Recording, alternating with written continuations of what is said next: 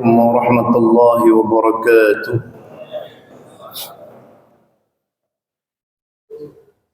الحمد لله الذي حلانا بعبده المختار من دعانا إليه بالإذن وقد نادانا لبيك يا من دلنا وحدانا.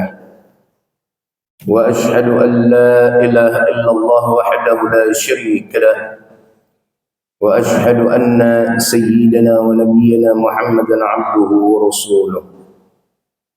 اللهم صل وسلم على سيدنا محمد مفتاح باب رحمة الله عدد ما في علم الله، صلاة وسلاما دائمين بدوام ملك الله وعلى آله وصحبه ومن والاه. أما بعد، segala puji serta syukur mari kita hanturkan kepada kehadirat Allah Subhanahu wa taala yang telah memberikan kita kenikmatan sehingga di pagi hari ini kita dapat berkumpul di rumahnya Allah Subhanahu wa taala untuk menjalankan kewajiban kita kepada Allah dan juga untuk menghidupkan daripada sunnah-sunnah Rasulullah sallallahu alaihi wasallam. Salawat serta salam tidak lupa kita hanturkan kepada junjungan kita, anutan kita, uswatun hasanah bagi kita, yaitu Nabi Muhammad sallallahu alaihi wasallam serta keluarganya, para sahabat-sahabatnya dan juga umat-umatnya hingga kelak di yaumul qiyamah. Alhamdulillah, hari ini kita telah memasuki hari ke-18 daripada bulan suci Ramadan. Dan alhamdulillah kita awali hari ke-18 ini dengan cara yang terbaik, yang mana kita menjalankan kewajiban kita kepada Allah Subhanahu wa taala berupa solat subuh, yang mana kita kerjakan dengan cara yang terbaik, yaitu kita kerjakan berjamaah di masjid rumahnya Allah Subhanahu wa taala. Ini nikmat yang luar biasa yang Allah berikan kepada kita, yang tidak Allah berikan kepada setiap hamba-hambanya. Banyak di antara saudara-saudara kita yang mana mereka mengerjakan daripada salat subuh yang mana tidak di masjid tapi di rumah. Bahkan sudah di rumah dikerjakan tidak berjamaah tetapi munfarid, sendirian. Kita tahu ganjaran orang yang mana salat sendirian dengan orang yang berjamaah itu berbeda jauh. Apalagi salat subuh ini, itu ganjaran untuk orang yang sholat subuh berjamaah, itu ganjarannya kata Nabi sallallahu alaihi wasallam seperti dia melakukan qiyamul lail semalam suntuk. Kita bisa bayangkan saja kalau kita bangun di tengah malam lalu kita sholat tahajud, kita hidupkan malam itu udah kita mendapatkan ganjaran begitu luar biasa. Ya apa kalau ditulis oleh Allah Subhanahu wa taala kita melakukan ibadah semalam suntuk, berapa banyak pahala yang akan kita dapatkan. Tetapi yang model begini tidak didapatkan untuk orang-orang yang mana sholat subuhnya tidak berjamaah. Sudah berjamaah kita kerjakan sholat subuh di masjid lagi. Kita tahu yang mana sudah ma'ruf, masyhur di telinga kita akan hadis yang mana setiap langkah kaki yang kita gunakan untuk ke rumahnya Allah Subhanahu wa taala menjalankan kewajiban kita kepada Allah, langkah kaki itu yang mana kita mendapatkan ganjaran pahala, dan langkah kaki satunya akan menggugurkan daripada dosa-dosa kita. Bahkan dalam riwayat yang lain kita mendapatkan ganjaran begitu luar biasa, sebagaimana hadis yang diriwayatkan oleh Al-Imam Abu Daud dengan sanad yang sahih. Rasulullah sallallahu alaihi wasallam bersabda, "Man kharaja min baitihi mutatahhiran ila salatin maktubah fa ajruhu ka ajril hajjil muhrim." Barang siapa yang keluar dari rumahnya sudah dalam keadaan berwudu, bersuci ila salatil maktubah, untuk mengerjakan daripada salat maktubah, salat fardu, fa ajruhu ka ajril hajjil muhrim, maka dia akan mendapatkan ganjaran haji sebagaimana hajinya orang menggunakan kain ihram. Berarti kita mendapatkan pahala haji sama seperti orang yang melaksanakan asli menggunakan kain ihram. Jadi kalau kita sholat subuh berjamaah di masjid, keluar dari masjid ini, kita seperti baru selesai tawaf, sa'i, wukuf dan melempar jumrah. Apa tidak luar biasa ganjaran yang Allah berikan kepada kita. Nah, ini jangan lupa kita untuk mensyukuri ini kenikmatan. Bukan hanya itu saja yang Allah berikan kenikmatan sama kita. Udah nikmat tadi, Allah berikan lagi kenikmatan untuk kita duduk di majelis ilmu seperti yang kita rasakan sekarang. Ingat, majelis ilmu ini memiliki kedudukan luar biasa di sisinya Allah Subhanahu wa taala. Memiliki keutamaan luar biasa di sisinya Allah Subhanahu wa taala. Sampai dalam sebuah hadis yang diriwayatkan oleh Al-Imam At-Tabrani, Rasulullah sallallahu alaihi wasallam membandingkan majelis ilmu itu yang mana lebih baik dibandingkan orang yang mana salat 1000 rakaat, lebih baik dibandingkan orang yang mana mengurusi jenazah 1000 orang, lebih baik dibandingkan menjenguk 1000 orang sakit. 3 amalan ini digabungkan, lalu ditimbang, lalu dibandingkan dengan 1 kali saja duduk di majelis ilmu, maka masih lebih afdal, lebih utama duduk 1 kali di majelis ilmu. Kita bisa bayangkan kan? Makanya bukan hanya berdagang aja harus cerdas.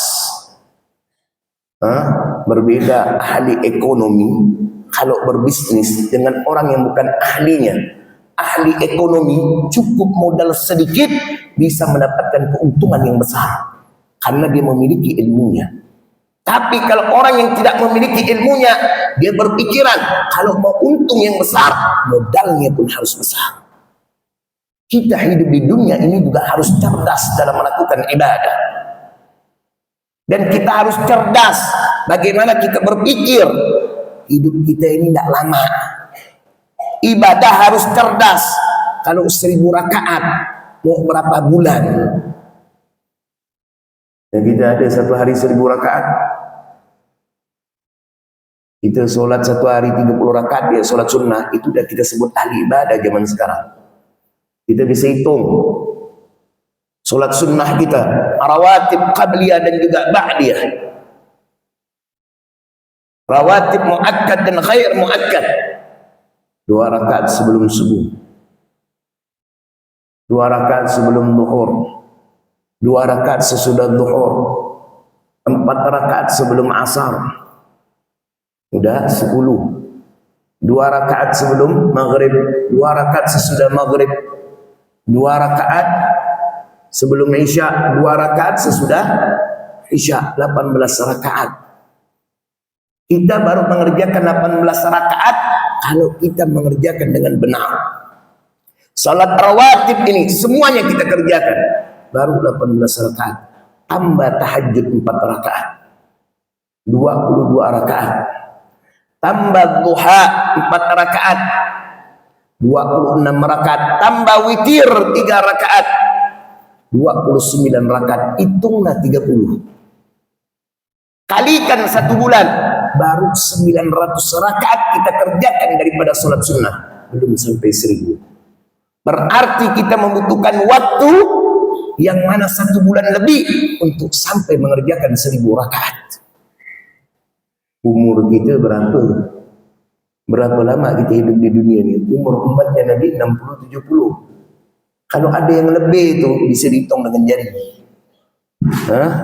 Bisa dihitung dengan jari. Lalu kita mau tidak cerdas dalam melakukan ibadah. Banyak di antara kita ni, contoh aja. Habis solat subuh ada majlis ilmu, tidak mau dia duduk, balik ke rumah dia mau ngaji. Ini hamba yang tidak cerdas. Ada yang lebih utama tetapi dia tinggalkan. Berapa banyak aku baca ayat Al-Quran, berapa banyak aku dapatkan pahala. Jauh dibandingkan dengan orang yang duduk di majelis ilmu. Ketika ada di majelis ilmu, ada majelis ilmu nih, duduk di majelis ilmu, baca Al-Quran selepas itu hamba yang cerdas. Ya apa kalau setiap hari di masjid ini di sini kuliah subuh setiap hari kan? Hah? 3 kali. Seminggu 3 kali. Bayangkan kalau seminggu 3 kali. Berarti yang mana sekali aja lebih baik dibandingkan 1000 rakaat. Jadi dalam 1 minggu, dalam 1 kali aja, seminggu sekali aja, misalkan seminggu sekali aja, kita bisa mendapatkan keutamaan lebih dibandingkan orang yang sholat 1000 rakaat yang memakan waktu 1 bulan lebih. Belum lagi kata Nabi, lebih baik dibandingkan mengurusi jenazah 1000 orang. Mengurusi jenazah ini maknanya apa? Yang mana dia datang ketika orang meninggal, dia sholati, lalu dia antarkan sampai ke kubur. Kita tahu 1000 jenazah itu bukan sedikit. Mungkin ayahanda yang sudah ada umur, saya mau tanya, ada dari hidup sampai tua sekarang 1000 jenazah kita datangi, kita sholati, ada Pak? Nggak ada. 1000 jenazah nggak ada, sampai kita mati tak sampai. Apakah setiap yang orang meninggal kita sholati? Kadang kita datang nih, bukan kita sholati jenazah itu. Nanti di luar, Allah udah penuh, udahlah, dianggap enteng saja. Lalu apakah kita antar sampai ke liang lahat, sampai ke kubur? Kadang kita cuma takziah, kita sholati, kita pergi. Tidak sempat kita untuk mengantar sampai ke kubur. Padahal keutamaan daripada kita menyolati jenazah, lalu kita mengantarkannya sampai ke kubur, begitu luar biasa yang dijanjikan oleh Allah. Sebagaimana dalam Sahih Bukhari, Rasulullah sallallahu alaihi wasallam bersabda, "Man syahidal janazah hatta yusalla 'alaiha falahu qirat." Barang siapa ketika ada orang meninggal dia datang lalu menyolati jenazah tersebut, maka dia akan mendapatkan pahala 1 qirat. Wa man syahidaha hatta tudfan, dan barang siapa yang menyolati jenazah lalu mengantarkannya sampai ke kubur, ikut mengiringi sampai ke kubur, falahu qiratan, maka dia akan mendapatkan pahala 2 qirat. Seseorang bertanya kepada Nabi, wa man qiratan, apa itu 2 qirat ya Rasulullah? Lalu Rasulullah sallallahu alaihi wasallam menjawab di dalam sabdanya, mislul jabalainil azimain, seperti 2 gunung yang sangat besar. Dalam riwayat yang lain dikatakan seperti 2 gunung Uhud. Nah, kita bisa bayangkan, ngantarkan menyolati jenazah, kita akan mendapatkan sebesar gunung Uhud pahalanya. Kita solati, kita antarkan sampai ke liang lahat, maka kita akan mendapatkan pahala seperti 2 gunung Uhud. Itu 1 jenazah. Ya apa kalau 1000? Ada amanan yang lebih baik dibandingkan itu. Masa kita mau tinggalkan? Menjenguk 1000 orang sakit. Ada kita, dari kita hidup nih sampai sekarang, 1000 orang sakit kita jenguk. Ini lebih teruk lagi nih. Iya. Orang meninggal masih banyak Pak, datang gitu. Tapi kalau orang sakit, udah nak sakratul maut baru dia datang. Udah kata orang dah, dokter udah pasrah apa, baru kita ngelihat saudara gitu. Ini sakit demam, oh demam biasa, tak perlu ziarahi.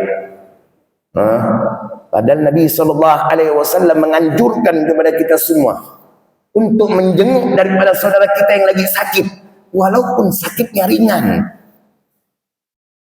Kita dengar keluarga kita, keluarga tak usah orang lain, dengar sakit, kalau biasa datang tak kita jenguk? Kalau udah masuk rumah sakit pakai selang infus baru kita datang.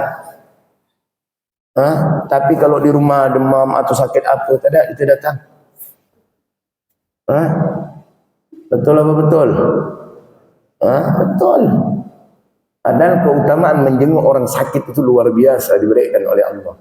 Sebagaimana hadis yang diriwayatkan oleh Imam Tirmizi, "Ma min muslim ya'udu musliman khutwatan illa salla alaihi sab'una alfa malakin hatta yumsi." Tidaklah seorang muslim menjenguk saudara muslim yang lagi sakit di waktu pagi, melainkan 70.000 malaikat akan bersalawat kepada orang tersebut sampai sore hari. Dari pagi sampai sore malaikat bersalawat untuknya. Wa in kana asyiyatan. Dan jikalau dia menjenguk di waktu sore, illa salla alaihi sab'una alfa malakin hatta yusbih, melainkan 70.000 malaikat akan bersalawat kepada orang tersebut sampai besok pagi. Kalau kita jenguk sore ini, yang mana malaikat bersalawat kepada kita dari sore sampai besok pagi. Dan tahu kita makna daripada salawatnya para malaikat adalah istighfar. Berarti 70.000 malaikat akan memintakan ampun kepada Allah untuk kita yang menjenguk saudara kita yang lagi sakit. Kalau kita jenguk pagi, maka dari pagi sampai sore 70.000 malaikat tersebut akan memintakan ampun kepada Allah untuk kita. Kalau kita jenguk sore, maka dari sore sampai besok pagi tiada henti-hentinya sebanyak 70.000 malaikat akan memintakan ampun kepada Allah untuk kita. Satu orang sakit kita jenguk, ya apa kalau 1.000? Ada kita jenguk orang sakit sampai 1.000? Untuk ayah anda yang udah ada umur, ada Pak Haji, Pak, sampai 1.000? Kok bisa dianukan dokter, perawat dia? Dokter pun tak dapatkan pahala. Kenapa? Dia bukan niat untuk menghidupkan sunnah Nabi, dia bekerja. Perawat apa? Dia bukan nak menjenguk orang sakit, tapi tak dapat pahala daripada menjenguk orang sakit, kecuali dia niatkan emang untuk menjenguk orang sakit. Ini ada amalan yang lebih baik dibandingkan itu. Masa kita mau tinggalkan? Makanya nikmat yang kedua yang Allah berikan, yaitu kita dapat duduk di majelis ilmu ini luar biasa. Karena tidak semua daripada hamba-hamba Allah, Allah berikan kenikmatan itu seperti yang Allah berikan kepada kita sekarang ini. Tidak usah jauh-jauh. Yang tadi solat subuh berjamaah dengan kita, apakah semua diberikan kenikmatan duduk di majelis ilmu? Tidak. Habis solat subuh, habis zikir, salaman, balik dia. Ada yang mana baca Quran, ada yang mana ngantuk nak tidur. Memang nyaman habis subuh ni, pagi puasa tidur langsung. Sedap memang. Tinggal tarik gebar, tarik selimut. Nyenyak tidur. Pagi puasa, na'udzubillah min dalik dah. Ada yang modelnya bukan dia belajar puasa atau lagi puasa, dia belajar mati. Habis solat subuh tidur, tak bangun duhur. Bangun duhur, solat duhur, selesai solat duhur, balik ke rumah, tidur lagi. Bangun tak bangun asar. Habis asar, solat asar ni, tidur lagi. Ya, ada Pak model begini orang ni. Saya sampai geleng-geleng kepala. Kok bisa? Nanti jam 4:30, jam 5 dia tak bangunkan. Nak ngapa? Nak beli gorengan untuk bukaan. Baru di dasarnya apa? Oh, hadis Nabi, nom saim ibadah. Tidurnya orang puasa itu ibadah. Ini kau bukan puasa, kau bagi belajar mati nampak ni. Ya benar. Dari pagi ketemu duhur, habis duhur tidur lagi sampai asar, habis asar tidur lagi. Nak dekat buka baru pun nak bangun. Ini bukan puasa tapi lagi belajar mati. Jangan salah kita memahami hadis tersebut. Hati-hati dalam memahami hadis.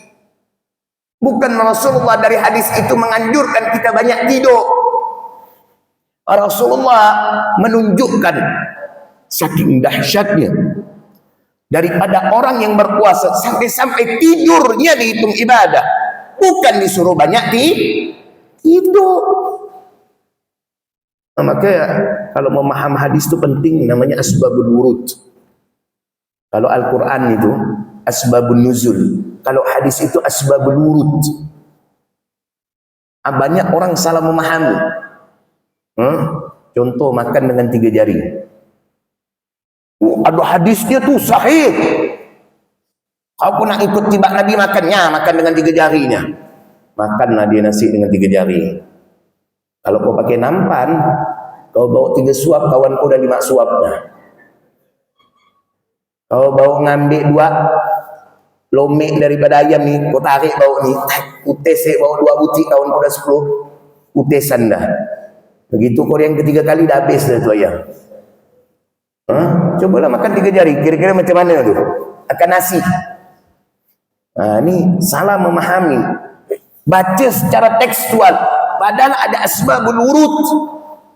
Bahwa Nabi makan 3 jari itu makan kurma, bukan makan setiap memakan segalanya.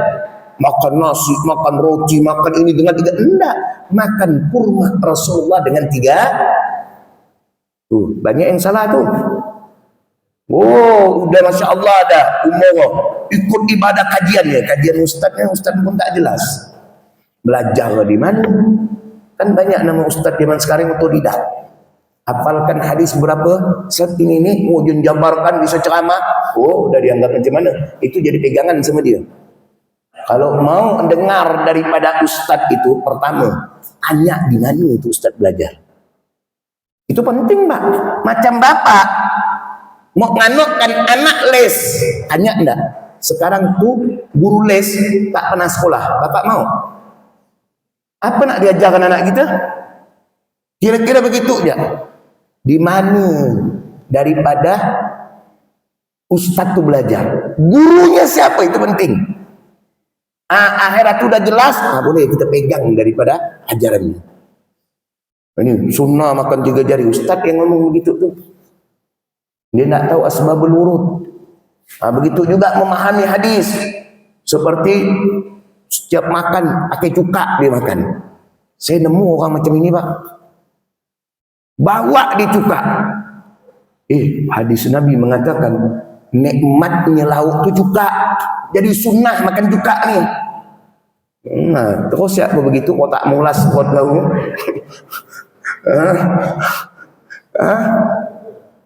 Padahal Nabi mengatakan nikmatul idam al-khal.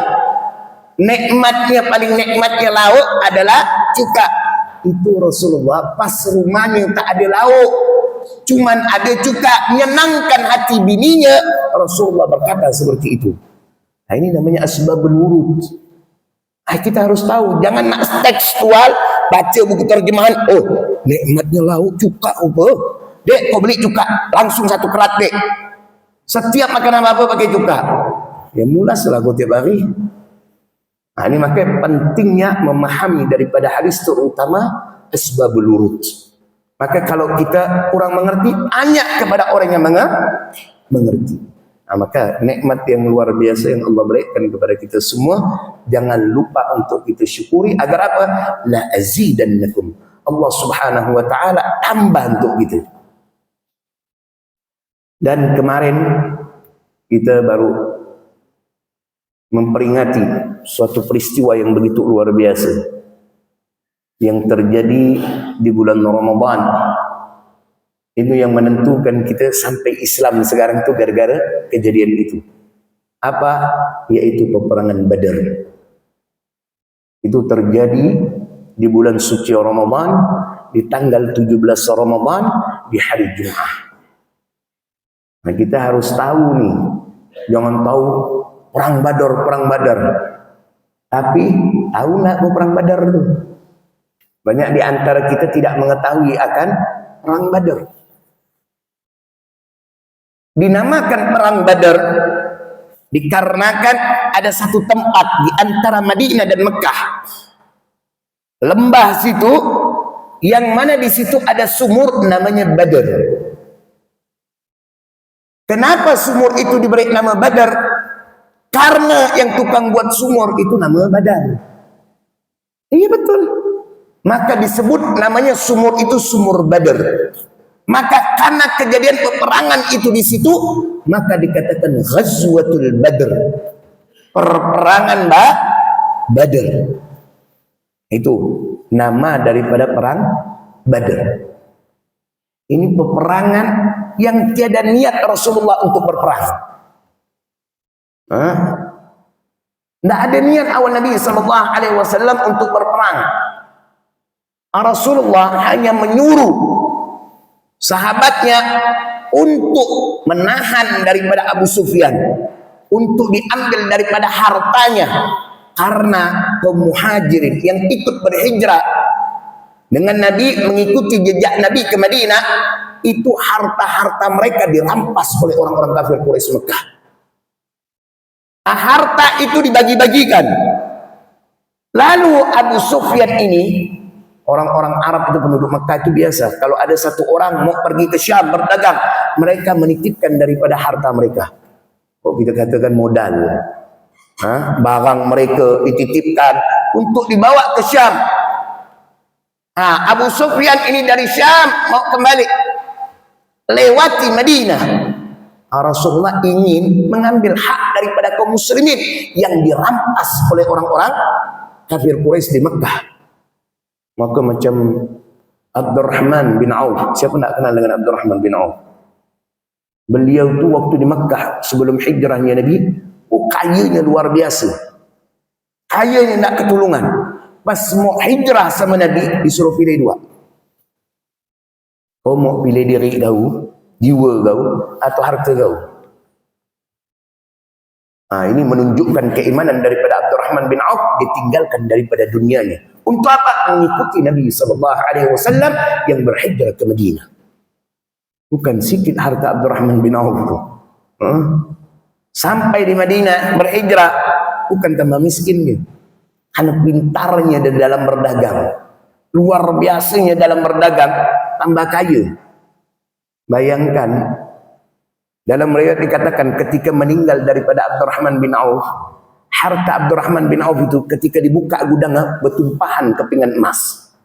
Sampai saking banyaknya, satu kepingan emas dan kepingan emas yang lain itu perlu dipukul dulu baru terpisah. Melekat kata orang itu, saking padatnya.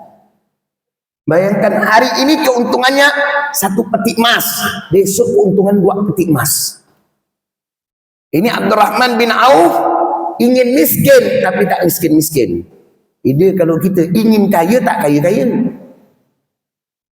Kalau Abdurrahman bin Auf pengen miskin tapi tak miskin-miskin. Karena Nabi pernah berkata, kalau Abdurrahman bin Auf akan masuk ke dalam surga dengan cara merangkak.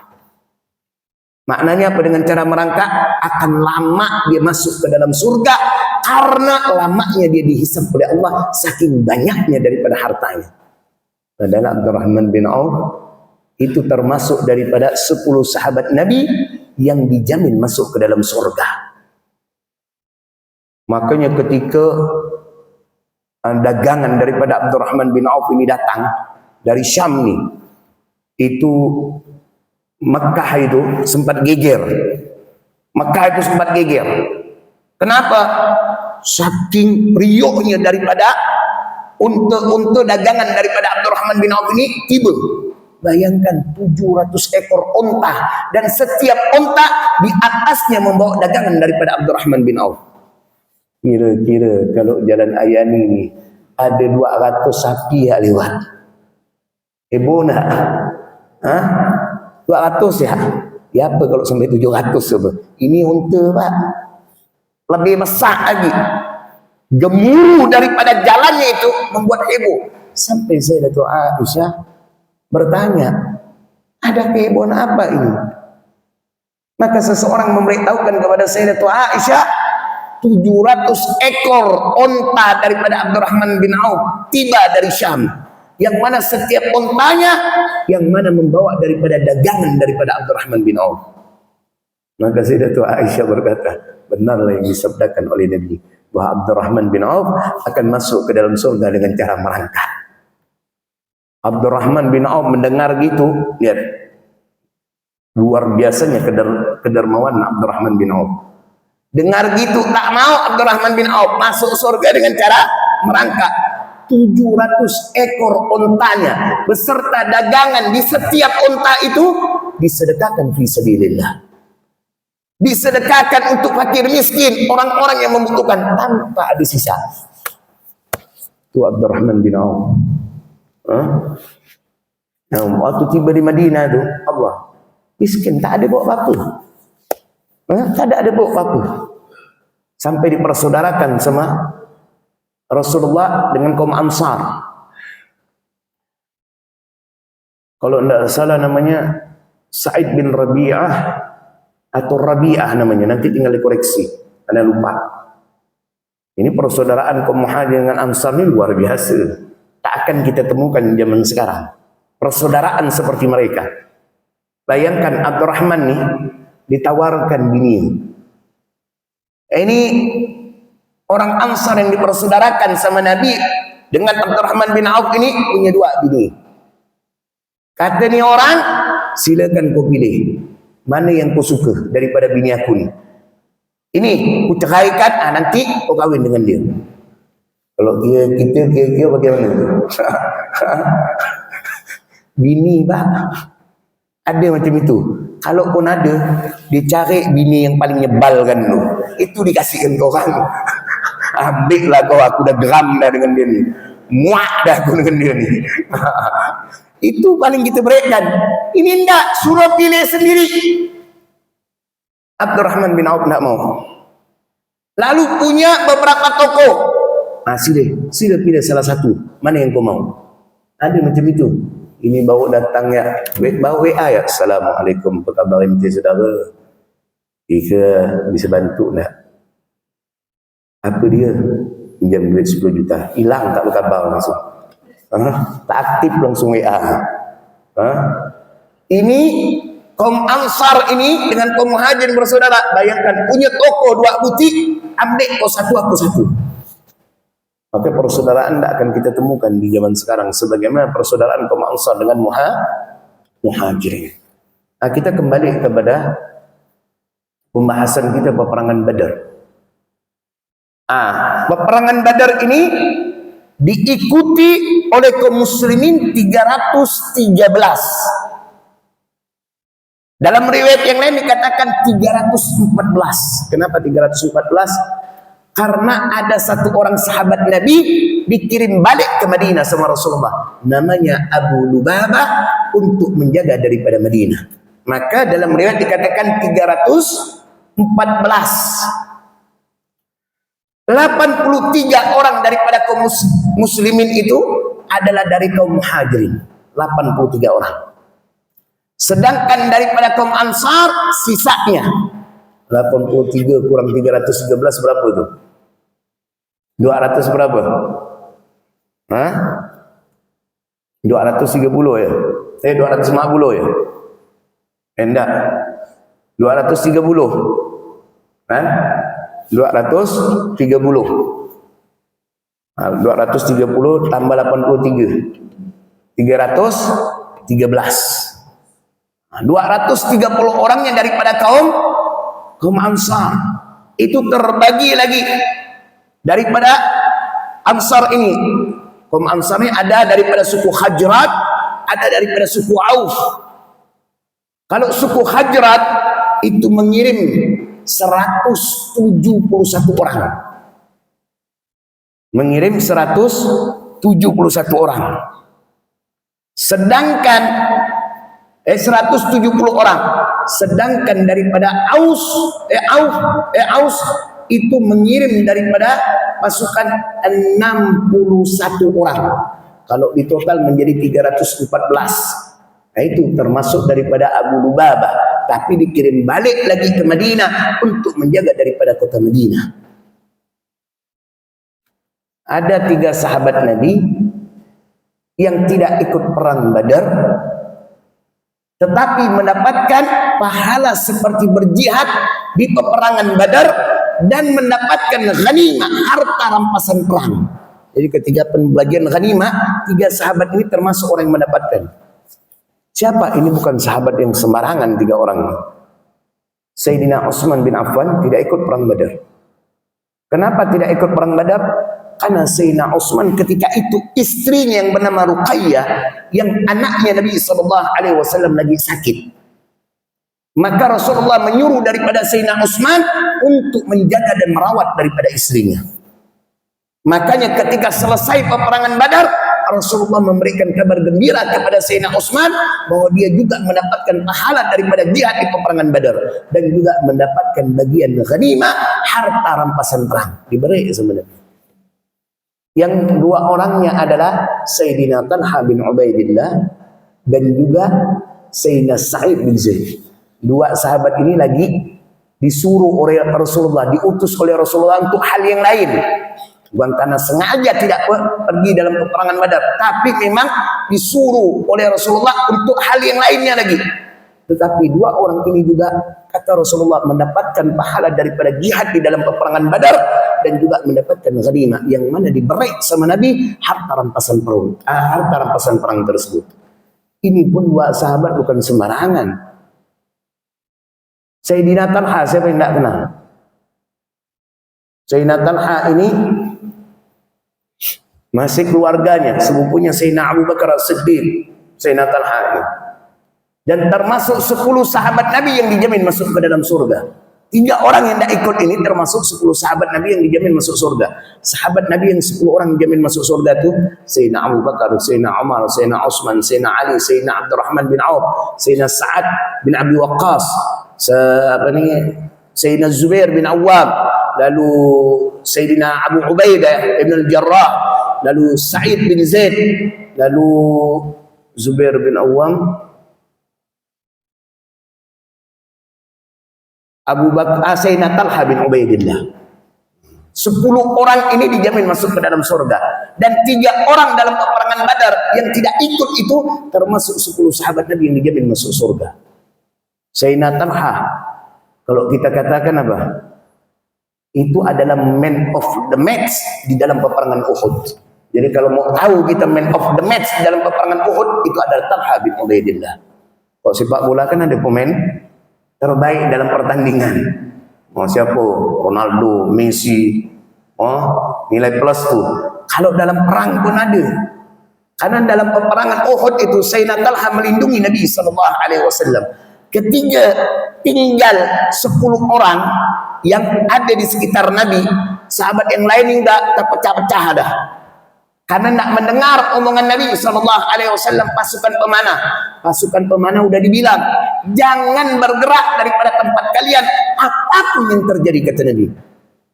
Oh, di awal peperangan Uhud yang mana kaum muslimin merasa udah meraih daripada kemenangan karena membuat kocar-kacir daripada pasukan musuh. Pasukan musuh udah lari terbirit-birit. Ini pasukan pemanah tergiur akan ghanimah, harta rampasan perang. Melihat pasukan musuh udah terbirit-birit lari, dipikir udah menang. Ternyata Khalid bin Walid yang ketika itu belum masuk kepada Islam udah menunggu udah. Sengaja dia tidak ikut berperang, menanti pakai strategi dia. Ngelihat pasukan pemanah ini turun, maka Sayyidina Khalid dari belakang yang mana menyerang daripada pasukan kaum muslimin, terutama pasukan pemanah yang mana banyak gugur ketika itu. Sehingga kocar kacir nih. Yang sama Nabi tinggal 10 orang. 8 daripada kaum Ansar, 2 daripada kaum Muhajirin. Nah, 2 daripada kaum Muhajirin ini siapa? Sayyidina Talha bin Ubaidillah sama Sayyidina Sa'ad bin Abi Waqqas. 8 sahabat Nabi daripada kaum Ansar ini syahid.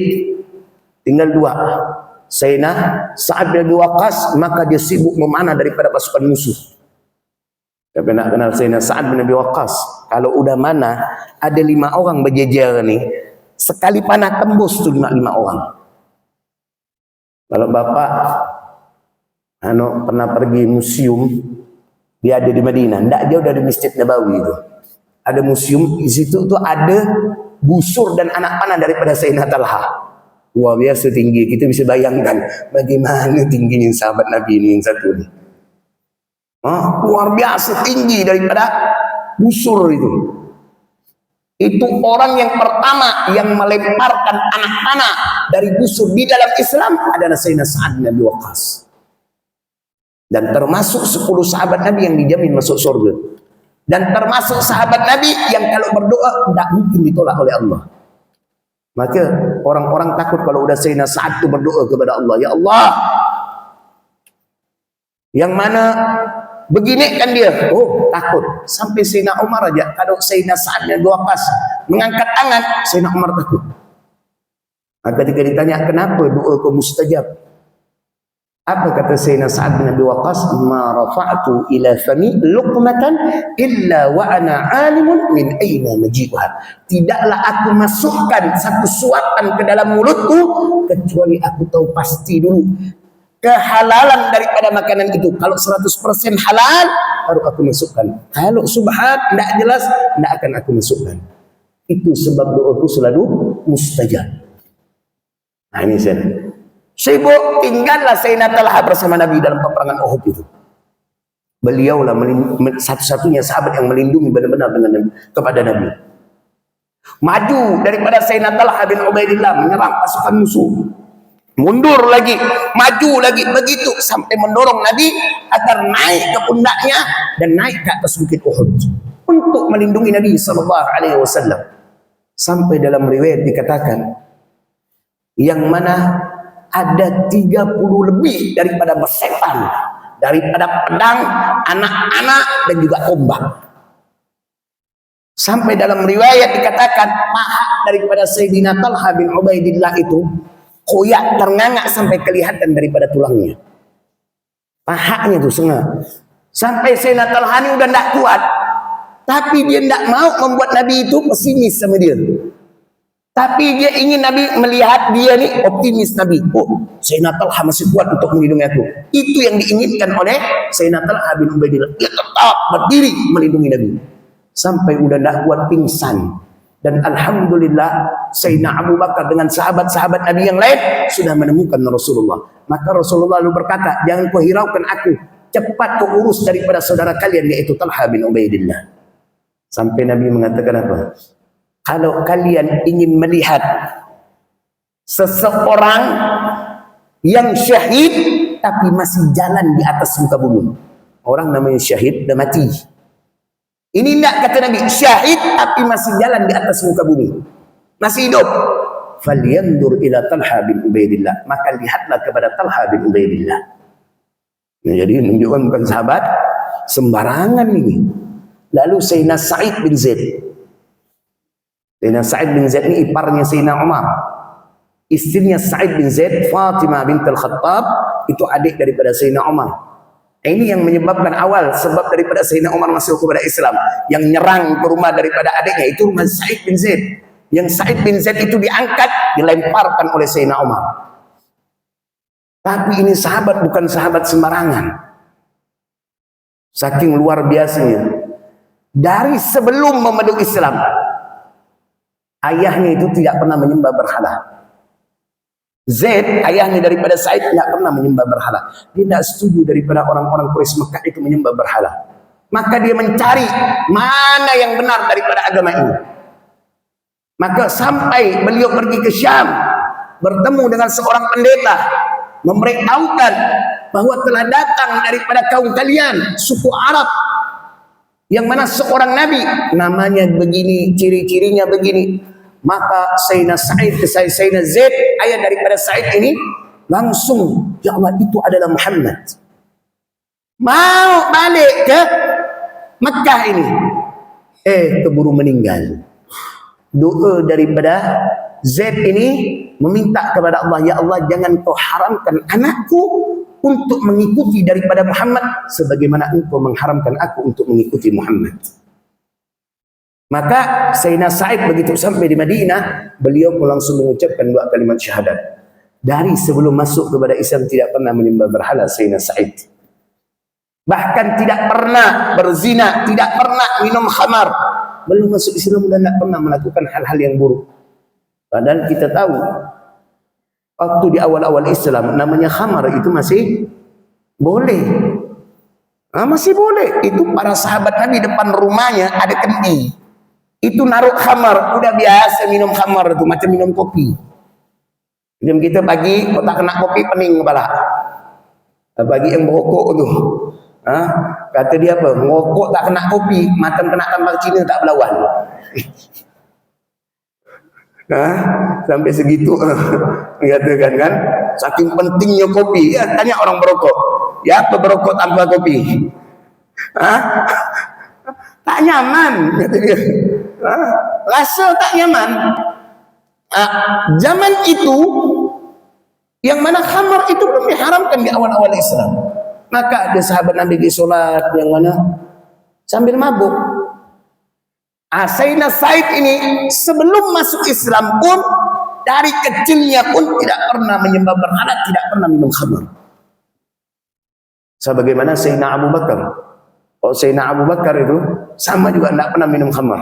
Karena Sayyidina Abu Bakar berkata ketika ditanya, kenapa engkau tidak minum khamar dari masa jahiliyah? Karena aku melihat orang yang mana minum khamar, mabuk itu, yang mana dia menghinakan daripada dirinya. Ketika udah mabuk, dia menggali daripada tempat sampah. Dia makan daripada makanan yang ada di tong sampah itu. Lalu ada juga yang mabuk, yang mana dia buang hajat, kotoran sendiri dia makan. Karena mabuk. Aku tidak mau menghinakan diriku seperti itu. Itu alasan daripada Sayyidina Abu Bakar. Sayyidina Sa'id bin Zaid ini luar biasa. Ini sahabat Nabi yang sedikit kisahnya. Maka para ulama menyimpulkan, padahal termasuk 10 sahabat Nabi yang dijamin masuk surga, tapi kisah atau biografi, sirah daripada Sa'id bin Zaid ini sedikit. Maka para ulama menyimpulkan bahawa Sayyidina Sa'id bin Zaid ini pandai menyembunyikan daripada amal-amal ibadahnya, perbuatan-perbuatan baiknya. Maka kalau dalam perang, dalam riwayat dikisahkan, Sayyidina Sa'ad bin Abi Waqqas dalam perang Qadisiyah itu ingin menunjuk daripada Sa'id bin Zaid ini sebagai komandan batalion, kok kita katakan zaman sekarang. Waktu itu yang ditunjuk menjadi panglima sama Sayyidina Umar adalah Sayyidina Sa'ad bin Abi Waqqas. Sayyidina Sa'id bin Zaid berkata kepada Sayyidina Sa'ad bin Abi Waqqas, jangan kau tunjuk aku menjadi komandan. Jangan. Aku ingin seperti yang lain yang menjadi prajurit biasa saja. Jadi kok setiap perang itu jadi prajurit biasa, tidak ada pangkat wala apa. Itu komando aja. Padahal ini bukan sahabat sembarangan, termasuk daripada as-sabiqun al-awwalun. 10 sahabat Nabi yang pertama-tama masuk kepada Islam. Awal-awal sahabat Nabi yang masuk kepada Islam. Ini Sayyidina Sa'id bin Zaid. Jadi bukan sahabat sembarangan. 10 sahabat Nabi yang dijamin masuk surga, termasuk Sa'id bin Zaid. Tapi tidak mau jadi komandan. Coba kalau kita, dia biasa jadi imam, kadang-kadang tak ditawarkan imam, rajuk langsung tu. Ada datang pergi ke masjid tu, pindah ke masjid lain. Cuman gara-gara itu, lihat Sayyidina Sa'id bin Zaid, kedudukannya luar biasa, suruh jadi komandan dia tidak mau. Nah, jadi kisah daripada peperangan Badar, yang mana sebab dinamakan perang Badar karena di lembah itu ada sumur yang namanya Badar. Dikatakan sumur Badar karena yang membuat namanya Badar. Lalu peristiwa itu terjadi di 17 Ramadan di hari Jumat. Lalu pasukan daripada orang-orang kafir berjumlah 1000 orang, sedangkan kaum muslimin 313, dalam riwayat yang lain dikatakan 314. Dan ada 3 sahabat Nabi SAW yang tidak ikut di dalam peperangan Badar, tetapi dia mendapatkan pahala jihad tersebut dan juga mendapatkan pembagian daripada harta rampasan perang dari Rasulullah SAW. Dan sebab peperangan Badar bukan dikarenakan ada keinginan Rasulullah ingin berperang, keinginan Rasulullah hanya ingin mengambil hak daripada kaum muslimin, kaum muhajirin yang harta-harta mereka dirampas oleh orang-orang kafir Quraisy ketika mereka berhijrah ke Madinah mengikuti Nabi sallallahu alaihi wasallam. Kita sekarang lagi juga berperang sebagaimana perang Badar, yaitu perang melawan hawa nafsu. Maka kalau lagi puasa, lisan ni dijaga. Lisan ni dijaga. Kalau perlu jangan banyak omong, kecuali pentingnya. Kadang keasikan ngomong, akhirat itu jadi ribain orang. Akhirat itu apa? Ini dosa riba nih, Allah. Dosa daripada lisan nih, nanti akan membuat kita menjadi orang yang muflis nanti kelak di yaumul qiyamah. Karena Nabi mengatakan, tahukah kalian orang-orang yang muflis, orang-orang yang bangkrut? Para sahabat mengatakan orang-orang yang tidak memiliki harta ya Rasulullah, dinar wala dirham. Tidak, kata Nabi. Orang yang muflis, orang yang bangkrut adalah orang yang mana kelak di yaumul qiyamah, yang mana ketika dihisab lalu datang berbondong-bondong orang yang mana menuntut haknya kepada orang tersebut. Ya Allah, orang ini pernah ribain aku, sekarang aku minta hakku. Kita tidak bisa kita minta maaf sama dia. Kita bayar pakai apa? Bukan pakai harta, tetapi dengan amal ibadah kita. Diambil pahala solatnya, diberikan orang itu. Datang lagi orang, ya Allah, dia pernah semasa hidup memfitnah aku, ya Allah. Diambil lagi pahala puasa, dikasihkan orang itu. Ya Allah, dia dulu pernah ngadu domba aku, ngatai aku, ya Allah, menjatuhkan kehormatanku, mengolok aku. Diambil lagi pahala ini, dikasihkan. Sampai tidak bersisa daripada pahala ini. Kata Nabi, inilah orang yang muflis. Yang membuat kita muflis nanti kelak di yaumul qiyamah ni, lisan. Maka kalau puasa tahan, ngerem. Jangan sampai kita yang mana tidak menjaga daripada lisan kita. Semoga, ini ada tanya jawab tak ada? Ada. Semoga apa yang kita kaji di pagi hari ini kita mendapatkan ilmu yang barakah, ilmu yang bermanfaat, ilmu yang bisa menambah ketaatan kita kepada Allah, ilmu yang bisa menambah rasa takut dan cinta kita kepada Allah dan juga kepada Rasulullah sallallahu alaihi wasallam. Dan semoga perkumpulan kita di pagi hari ini menjadi wasilah bagi kita, perantara bagi kita untuk mendapatkan syafaatnya Rasulullah sallallahu alaihi wasallam kelak di yaumul qiyamah. Dan semoga kita semua selalu diberikan kesehatan oleh Allah, diberikan umur yang panjang dalam ketaatan kepada Allah Subhanahu wa taala, dan semoga segala urusan dunia dan akhirat kita dimudahkan oleh Allah, dan semoga rezeki kita dilancarkan oleh Allah dengan rezeki yang halal dan juga barakah, dan semoga anak-anak kita dijadikan anak-anak yang saleh dan juga salihah, dan semoga segala bentuk amal ibadah kita yang telah kita kerjakan selama di bulan suci Ramadan ini diterima oleh Allah Subhanahu wa taala, dan semoga dosa-dosa kita diampunkan oleh Allah Subhanahu wa taala, dan semoga kita semua diwafatkan oleh Allah Subhanahu wa taala dalam keadaan husnul khatimah. Kalimat terakhir yang kita ucapkan ketika kita meninggalkan dunia adalah la ilaha illallah Muhammadur Rasulullah sallallahu alaihi wasallam. Subhanakallahumma wa bihamdika wa ashhadu an la ilaha illa anta wastaghfiruka wa atubu ilaik.